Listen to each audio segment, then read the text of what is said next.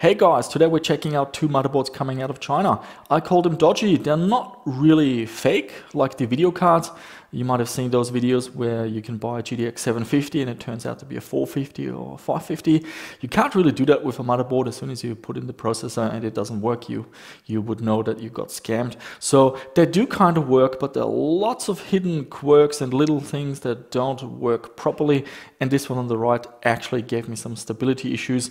So we will talk about that one as well. So why might you be considering such a motherboard?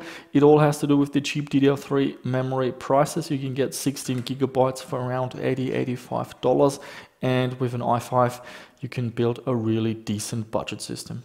So let's have a look at the first motherboard.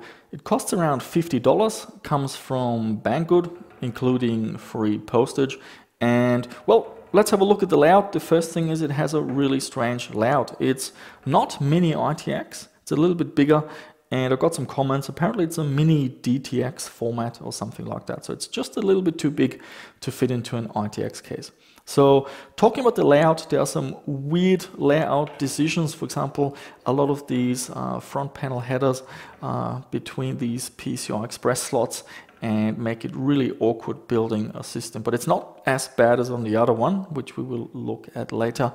Also little things, for example, the 4-pin power connector here on most motherboards, that little hook is on the other side. So it's little things like that that just, yeah, are a bit weird. Now, in terms of packing, this one was quite well packed. You get an I/O shield and also a SATA cable and a very generic box. And when we turn on the machine, there's a fairly generic AMI BIOS going on. It's dated from August of 2018, but otherwise there's no identification.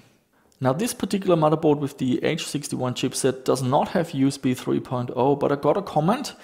And if you look for a B75 chipset motherboard, you will find one with USB 3.0. There's actually, you can see the pins here. It will have a header here to connect to the case, and it will have two USB 3.0 ports at the back. Okay, so in terms of performance, I tested this motherboard with an i7 2600 and an i7 3770, and the processor that will be detected fine. I had no stability issues. The hyper-threading was working, so we get 8 threads and everything.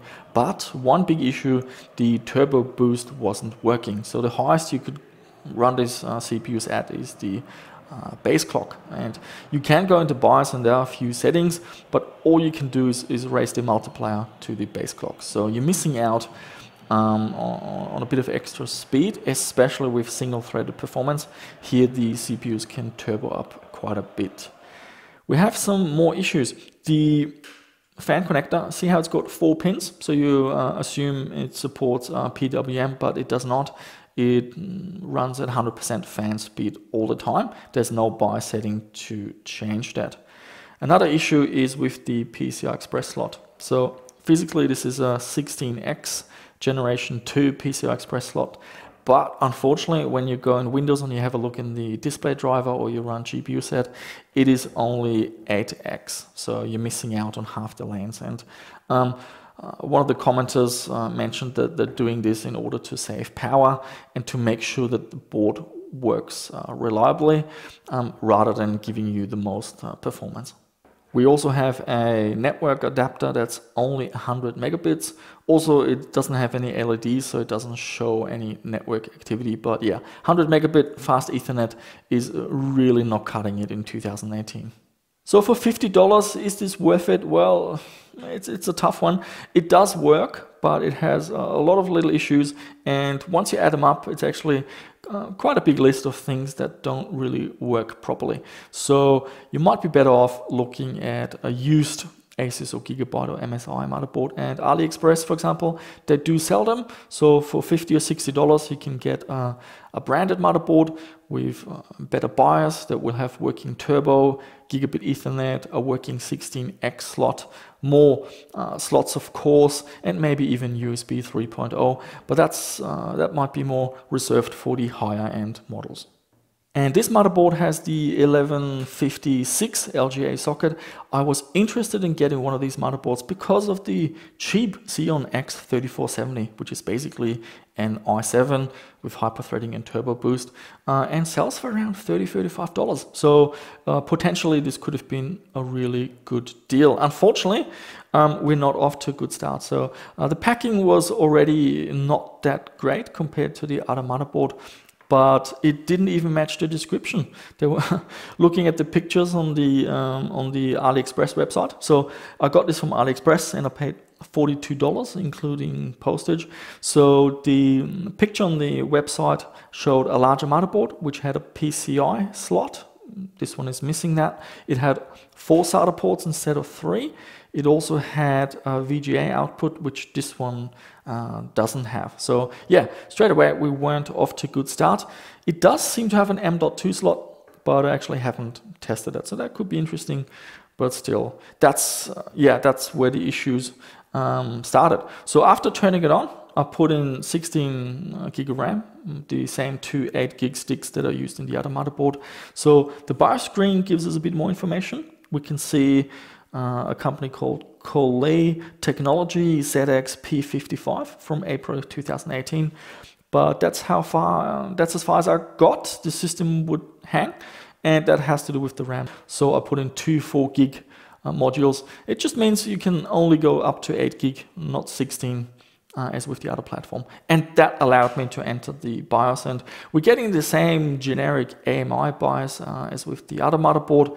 And at first glance it looks really impressive. You have lots of options, but a lot of these are dummy options that actually don't do anything. So it mentions PCI Express Generation 3 and whatnot that this motherboard obviously doesn't support. So I proceeded to running some benchmarks. I installed the Radeon RX 570 and had my usual benchmarks going, but then I would get crashes in Cinebench. So either I would get a blue screen or I would get a window message saying that there was an error. So I ran the 3D Mark benchmarks and they all completed, which was odd. So I tried another test. Intel has some stability tool that you can download. That one checked out as well. But when I ran Prime 95, I got another blue screen. So there was something going on with the stability. So I changed out the processor. I tried a Pentium and a lower Xeon, and they actually worked. So it was either the processor or some other issue that I wasn't sure about what's going on. And unfortunately, I don't have captures for this, but then the video card started acting up. I would see some screen corruption. So I quickly shut it down, and I was worried that the video card was damaged. So I got a 750 Ti and everything was working again. And what was interesting with the 750 Ti, the processor now passed Cinebench as well as Prime 95. So really not sure what's going on. Maybe the Radeon draws a bit more power over the PCI Express bus or something like that, but it was enough to push the system over the edge. And looking at the VRMs, look, and that might be a naive way to assess them, but they look a lot smaller compared to the other motherboard. So maybe that's an indicator that the power delivery system on this motherboard is not that great. And we get all the other issues as with the previous board. So no working turbo. And on this processor, it's a real shame. I believe the 4-core turbo is 2 speed pins. And maybe 4 or 5 pins for a single thread. So we're missing out on quite a bit of performance, to be honest. We're also getting fast Ethernet again. There is a fan header with 4 pins, but once again, it's locked at 100% fan speed.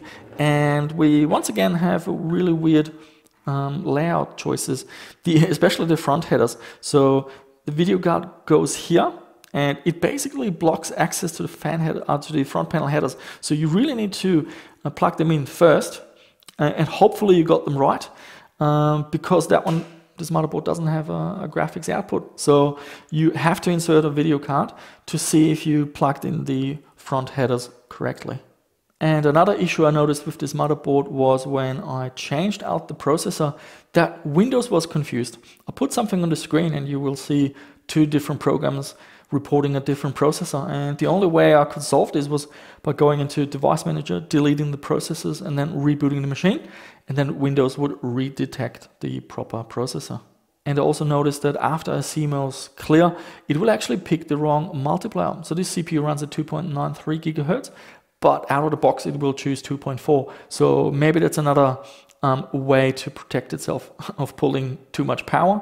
I'm not sure, but yeah, the overall impression of this motherboard is really poor. Now, luckily, because it's not as described, I will probably get my money back. AliExpress have a dispute process very similar to eBay, and I've used it in the past and I've always gotten my money back, so that's an ongoing thing.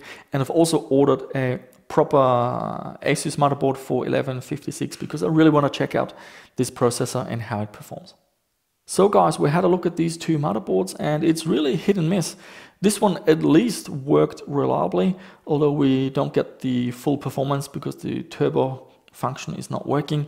This one, on the other hand, with a fast i7 type processor, we had stability issues, so that was a real letdown, and it didn't match the item description, so not a good sign at all. So yeah, what is the takeaway? Basically, buyer beware. If you care about performance and you want to use a high-end processor, maybe these motherboards are not for you. But if every dollar counts and you're happy with a lesser i3 or an i5 processor and you can put up with some of the shortcomings, then yeah, they should work. Having said that, if you look at AliExpress for second-hand motherboards, you can get a branded motherboard for $50 or $60. So I have to say that in my opinion, these are probably not worth considering for gaming. You're really better off spending another $10, $15, $20.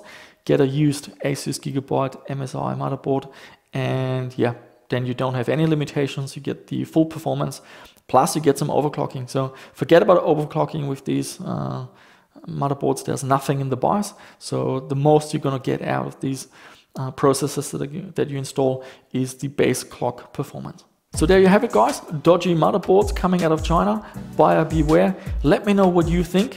Have you bought one of these motherboards and how was your experience? Or do you stay clear of them and you go for branded motherboards instead? Always eager to hear from you. And yeah, that's it. Thank you for watching, and I shall see you soon with another one.